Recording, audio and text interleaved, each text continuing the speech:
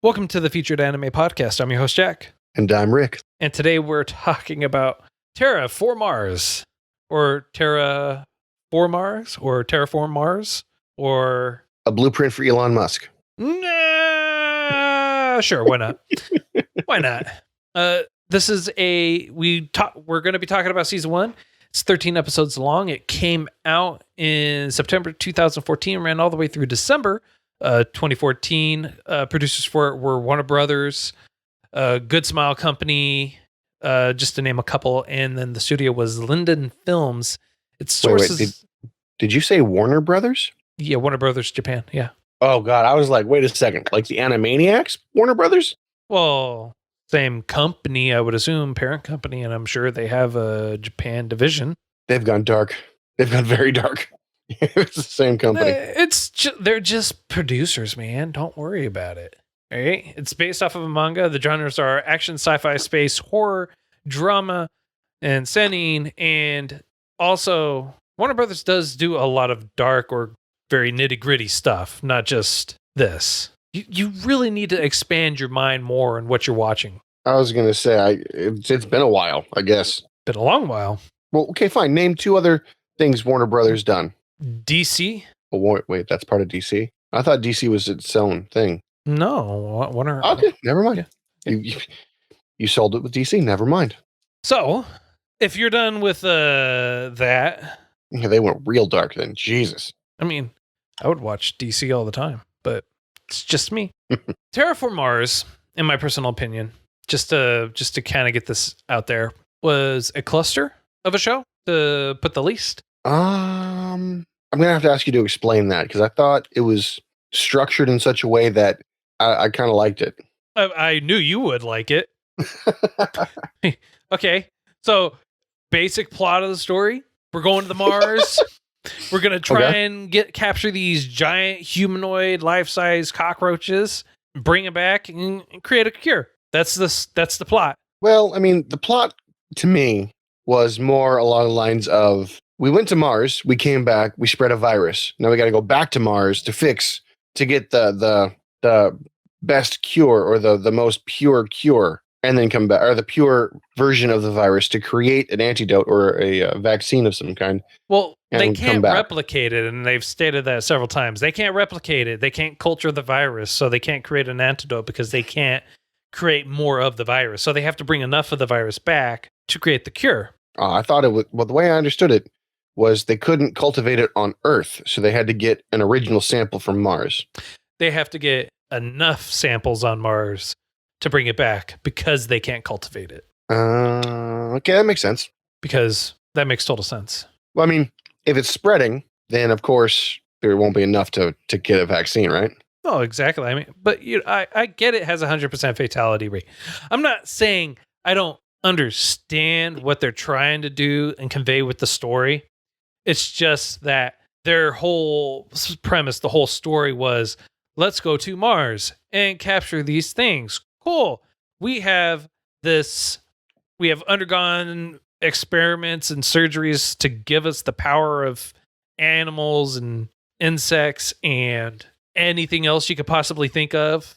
Maybe ask yourself why animals, for some reason, seem to be immune, and why basically splicing yourself makes you immune. With this special gland that lives in everything, that basically, when you inject yourself with a drug, allows you to gain superpowers and the form of that animal, but only lasts for a certain amount of time because you can't have the traits of said animal or insect or whatever else, crustacean or the house cat or anything else in that form for a long time. Until the very end, when they have 39 days left. Well, I mean, and they have a finite amount, so obviously they're not going to have it forever. I mean, like, I did appreciate that it wasn't all injecting into your neck or wherever. Some people snorted it. Some people chewed it. Some people whatever else it. Yeah. We've got gum. Use gum. Use gum. It's a Tic Tac. No. It's poison. Although with a 60% death rate, that seems a little extreme. 60% is an understatement. It was like a 60 to 80% death rate. It's like, that was a large swing. It's like, it's 20% swing. So you go anywhere from 20 to 40% survival rate. Yeah. I mean, but whatever. What do I know? I'm not a scientist. I mean, you know math. So, well, what got me is everyone we were introduced to survived. I wished one of the people that we were introduced to died through the thing so that, we could be like, oh, wow, this is really serious. It's that kind of show. Rather than be like, oh, okay, not everybody died and everyone we were introduced to survived. So maybe there'll be hope. Only to dash your hope with just everything that happened. God. I mean, and the backstories, dear Lord. And that's part of the problem that I had with the show. Part of the problem were the backstories. Part of the problem that I genuinely had was you're telling me a story about this person that more than likely will inevitably die in that same episode. So why are you wasting 20 minutes of my time, 30 minutes of my time, however many minutes of, telling me about this backstory, about this individual, just to turn around in the next scene and then kill him? Granted, they didn't do that with everyone. I know that. But we had 3 episodes for Adolf learning about his backstory, developing his backstory, so that way you can at least try to emotionally kind of care about him. And hope and pray he'd survive, yeah. And just to turn around and kill him. And then everyone he's with all dies too at the same time. We don't want to leave you. If you don't leave me, you'll die. We'll die without you. Okay, make me responsible for killing my comrades. That makes me feel so much better. Oh, yeah. And they weren't consistent either. So, for certain people, they showed they were X number strongest, or they were the X strongest out of 100. They're X strongest. Okay. They weren't consistent all the way through. They didn't do that with everyone that they were doing that with. They didn't. It's hey, if you're going to do that, they were too weak. Even if they weren't too weak, you saw a couple of other people and they weren't flagged as X number strongest, and they were pretty strong. That's fair, I suppose. I mean, they showed number 16 or 17. I think they went all the way down to 19. So you're telling me you couldn't show the other 18 people above it? You only showed 5 of them, maybe, if that? No. Keeps you guessing as to who's the strongest, who's the biggest bad. I personally thought the Russian was going to kick ass. I mean, I think he did, but towards the end, it started getting okay. Now they're starting to develop a story for me with the Russian, him going to the pyramids. Why the hell the pyramids were there on Mars? Beyond me. But whatever. What do I know? And it's there's a traitor in the mist. Okay, well, they hinted at that 6 episodes before, but now at least it's solidified. Cool. Yeah. But they saved all that for the last episode. Yeah. And it was okay, now you're finally getting into a story. You're finally getting into where it's not just backstory and then death, backstory and then death, backstory and then death, backstory fighting and then death. And then death. Gruesome death, mind you. Not clean and off screen. We're talking one of the first scenes of death you get to see that seems a bit graphic. This bug breaks into the ship as it's going out there, which leads you to believe it's been sabotaged. Twists this guy's head, but doesn't twist it off. Somehow is able to somehow break all of his ribs off of his spinal cord, pop the spinal cord off of the hip bones, rip it out of this dude's head so he's got a head as a handle and a spine as a whip, and just proceed to decapitate everyone in the room. Don't forget, he also whips it so that way it becomes strong, a nice straight piece, so that way he can actually do it. It's not flaccid. He does a little jerk, and there you go. Now it's a nice solid piece. And obviously, I mean, you don't have to worry about your ribs being connected to it either. Yeah. But the thing that gets me is when he whips it, is he infused it with ki, and now all of a sudden it's a Mazumoto blade, or Mitsugi blade. It just kills everything it touches. And the strength of these things is ungodly. Cockroaches are built for survival, not built like an ant to lift 50 pounds its weight, or 50 times its weight. It's just crazy. Granted, good story. Strong. No, hear me. Strong enemy. Very, very strong enemy. The only thing that I appreciated more than the fact that you made a damn near unstoppable, untoppable enemy is the fact that the politics behind the scenes were almost as ruthless as the fighting. Yeah, they had some politics behind it, but there weren't much. Not enough for me to care about. Not enough for it to really make a great impact. And the story only developed for me at the end. That's when it actually started developing the story. The rest of the time, it was just fighting, death, and backstory for needless, pointless characters. You don't think the needless, pointless characters who got the backstory, the sacrifice they made was worth something? Yeah, that's basically what I'm saying. Yeah, their sacrifice was pointless. Every single one of them.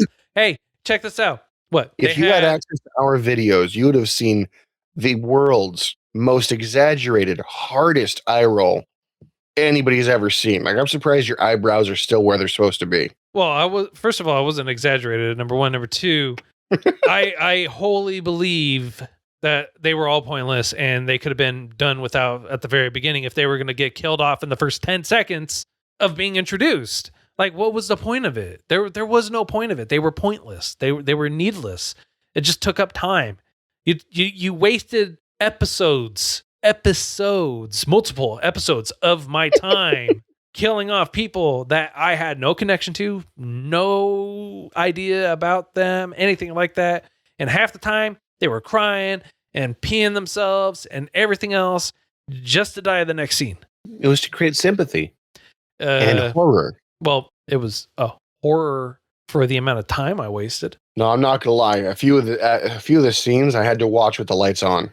The first time I watched, I had to watch with the lights on. Second time, lights were on because I knew what was coming. So this is the first time I watched it. I was not horrified, terrified, anything. It was just needless fighting and blood, gruesome everywhere. It wasn't a horror for me. I mean, like, granted, I'm different. I'm weird. I get it. It just I'm built different. I'm built different. I just did not. It did not speak to me. Even the wife, when she was peering over my shoulder when I was watching it a couple of times, she thought I was watching the same episode again and again and again. I'll give you that. I will give you that. It was a lot of repetition. But I don't know. Like, I don't know. I felt that there was a few prime instances of what we call comeuppance. Adolf's wife, for instance, cheated on her man.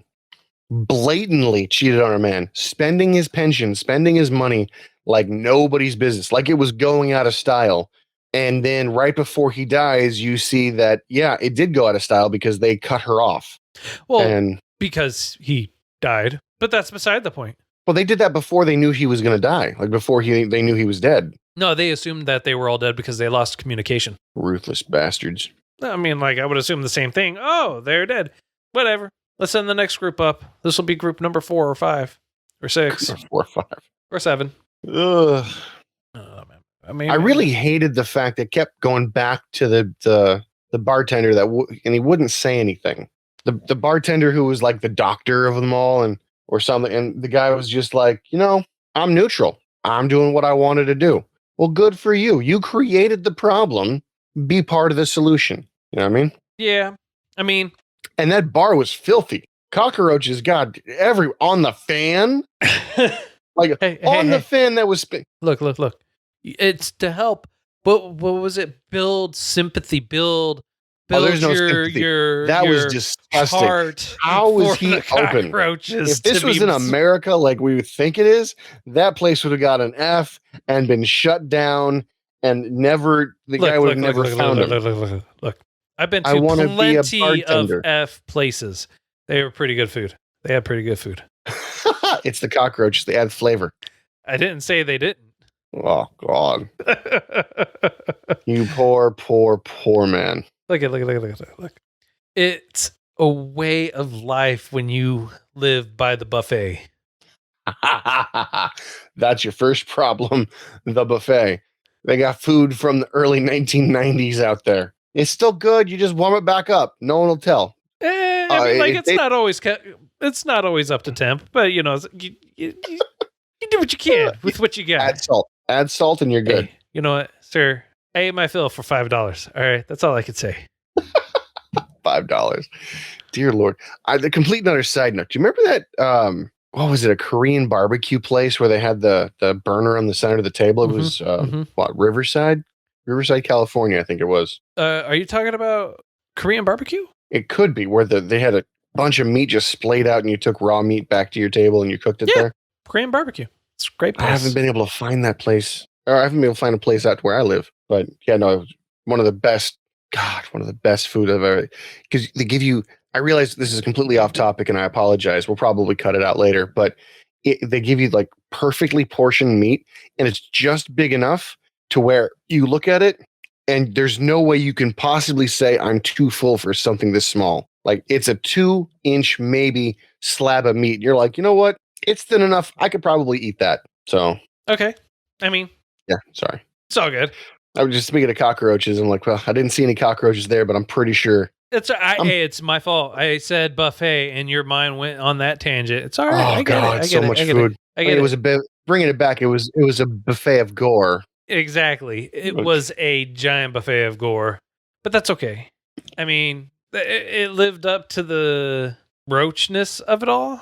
I mean, I would say the name lived up to the name or the genre it was under. Because didn't you say gore was on there? No. Action, sci-fi, space, horror, drama, Seinen. I mean, it was kind of dramatic with all the deaths and the sappy background stories and everything else, but sci-fi, definitely. Space, because obviously they went into space, they landed on Mars. I don't get the horror, but I definitely get the action. That is... Yeah, for sure. They allude to the fact that people are like screwing like rabbits. They allude to it. Yeah, never see anything, thank God. But no, because that would make this an etchy, sir. Yes, it would. But could you imagine the whale and the hornet going? It wouldn't make any incompatible. That's what we call it. Incompatible. Incompatible. I don't know. I really did like the fact that every animal they threw out there had an ability that could improve humans, and they're able to work around that. For instance, the killer whale, sonar. Sonar only works in underwater. If you wanted echolocation, make him a bat, not a killer whale. But, sir, you forget, they used every animal that they possibly could. And insect. Now, I'm pretty sure one of them was a house cat. I was going to say, how many specimens do you need to have or to harvest in order to make one potentially successful operation? Well, look. You also need to remember one thing. Number 6 in terms of power and strength was part moth. Well, you know, a strong flame is power level number 5. So, well, that's why at the end he was there so quick. From all the flames that were everywhere. Oh, God. Yeah. What was the moth's ability again? The string, not the string, the silk web. Yeah, that's I don't know, something like that. Something to have to do with silky thread spewing out from its fingertips, being magnificent in some fashion or another, or something like that. I don't know. I was gonna say, I realize you're trying. I realize you're stretching. It's good to stretch before an exercise. It is. It is very good. You know, but with this, I'm not even stretching. I am reaching for the stars, hoping for an epiphany that will come to me, but there's nothing. Nothing yet, at least.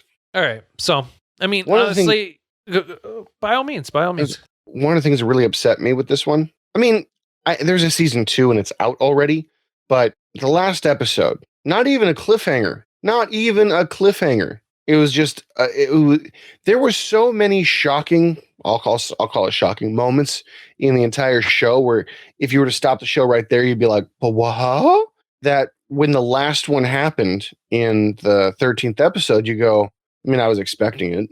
It's just really not that surprising, you know? Yeah. No, I get that. 100%. I actually get that.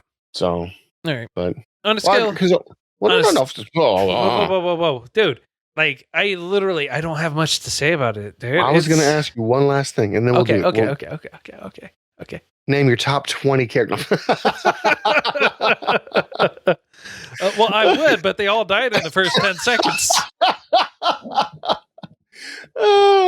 Well, I was going to ask you, what was your? It was a two-parter. What was your favorite death, and what was your favorite? Who was your favorite character?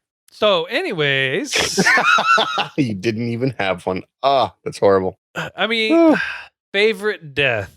Mm-hmm. Do just all of them count? I mean, they all died in different ways. All right, you know, how about hit me with yours? Maybe I'll be Okay. inspired by one. You won't. My favorite death is the first one, where it was the girl. I don't think we knew her name. We probably knew her name, but the girl in the shower that was taking too long. And when they finally were like, "I'm gonna peek," and then all they see is this chick's blank stare, and they're like, "I'm so sorry. I'm so sorry." I was like, "You dumb POSs." And then that was, for me, that was the best one. My favorite character out of all of them was Adolf, because he didn't give a crap. No, he cared. He cared deeply. That's why he didn't run away. That's why he stayed there and died. No, you don't see that. Well, he even said that he cares about them. Yeah, he wants them to run. He's like, no, get away. Blah, blah, blah, blah, blah. That's why he never divorced his cheating wife, because he cared deeply about her still, even though she was cheating on him and had some other man's baby. Yeah. Well, no, see, the reason I say he didn't care, he didn't give a crap, his own life. He saw himself as so little, and yet he was able to take out so many. Okay, I get that. I understand that. And you, my friend? For me, I'm going to say, let me pull up the characters. Hang on, let me scroll here. Hang on, let me see if I see anyone that piques my interest. You know what? I'm going to go with I'll go with Michelle, because she's got 2 different ants in her and she can make shit blow up. Okay. She does have a really nice pheromone power. She's also very smart and cunning. So, are you sure she doesn't have 2 other attributes that made you gravitate towards her? Yeah, I'm sure. If you want to highlight another attribute, it's her ability to be a smartass. I don't know. I just kind of connect with that on some kind of level. No, I can't see that at all. I just, it's just me, a smartass. No. Not nah. I can't think of a single person that would ever say that I am. Oh, yeah. I was gonna say, this is reverse day. I don't think you're a single person who would say you weren't. Man. All right. So, yeah, now we're going.